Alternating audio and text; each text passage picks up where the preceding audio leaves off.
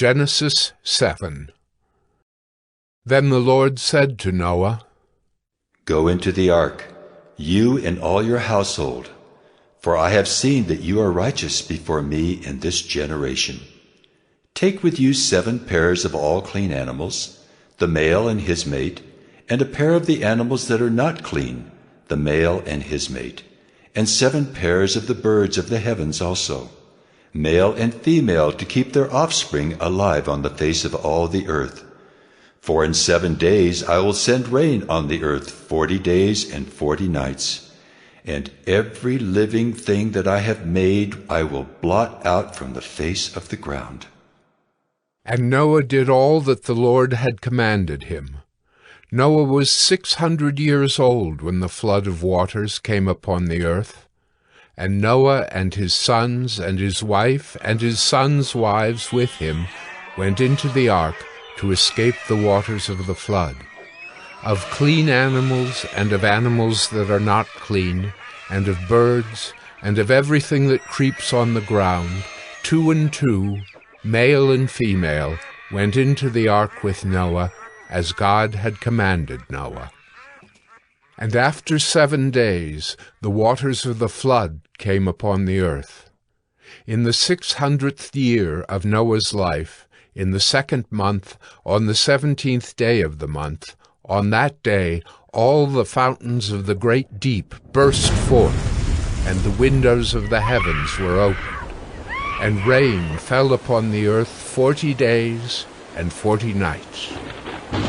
On the very same day Noah and his sons, Shem and Ham and Japheth, and Noah's wife and the 3 wives of his sons with them, entered the ark, they and every beast according to its kind, and all the livestock according to their kinds, and every creeping thing that creeps on the earth according to its kind, and every bird according to its kind, every winged creature.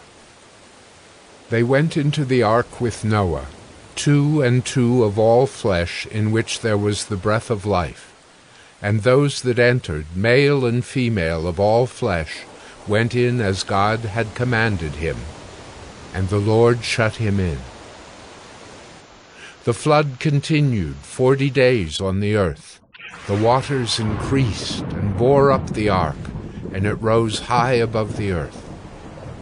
The waters prevailed and increased greatly on the earth, and the ark floated on the face of the waters. And the waters prevailed so mightily on the earth that all the high mountains under the whole heaven were covered. The waters prevailed above the mountains, covering them 15 cubits deep.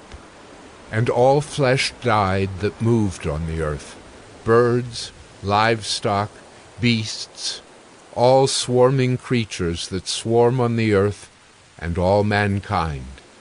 Everything on the dry land in whose nostrils was the breath of life died.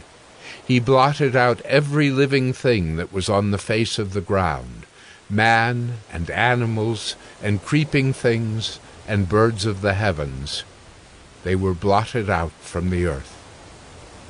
Only Noah was left, and those who were with him in the ark, and the waters prevailed on the earth 150 days.